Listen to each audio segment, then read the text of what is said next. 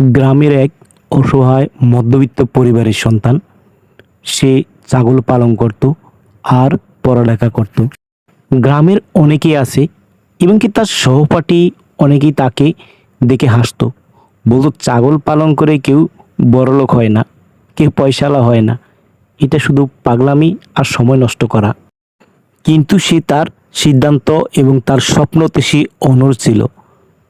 তার ছিল মাত্র দুটি ছাগল, যা সে শুরু করেছিল তার স্কুলের টিফিনের টাকা জোগাড় করে।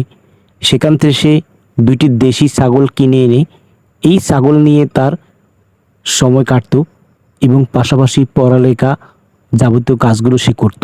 ঘন্টা পেরিয়ে দিন, দিন পেরিয়ে সপ্তাহ, আর সপ্তাহ পেরিয়ে মাস, বছর, এমনি করে 2 বছরের মাথায় তার অনেকগুলো ছাগল হয় তার খামারে। প্রতি মাসে এখন তার মোটা অঙ্কের একটা অ্যামাউন্ট আসে, যা তার বাবা মার হাতে সে তুলে দিয়ে আনন্দতে আত্মহারা হয়ে যায়। কারণ সে তার পরিবারের পাশে দাঁড়িয়েছে, তার বাবা মাকে সাহায্য করতে পেরেছে। সে অন্য 8-10টা ছেলের মতো বাবা মার কাছ থেকে টাকা নিয়ে চলে না, বরং সে তার বাবাকে, মাকে, তার পরিবারের পাশে সে দাঁড়িয়েছে। কয়েক মাস পরে তার বাড়ি হয়েছে, গাড়ি হয়েছে, সব কিছু হয়েছে। পড়ালেখার পাশাপাশি তার এই উদ্যোক্তাতে এখন তার খামারে আরও কয়েকজন মানুষের চাকরির ব্যবস্থা সে করেছে।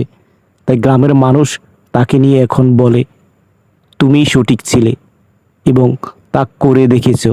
তোমার সফলতা আজ গ্রামের অন্যান্য 8-10টা মানুষের মুখে মুখে এবং তাদের সন্তানের জন্য তুমি হয়ে যাচ্ছ একজন আইডল।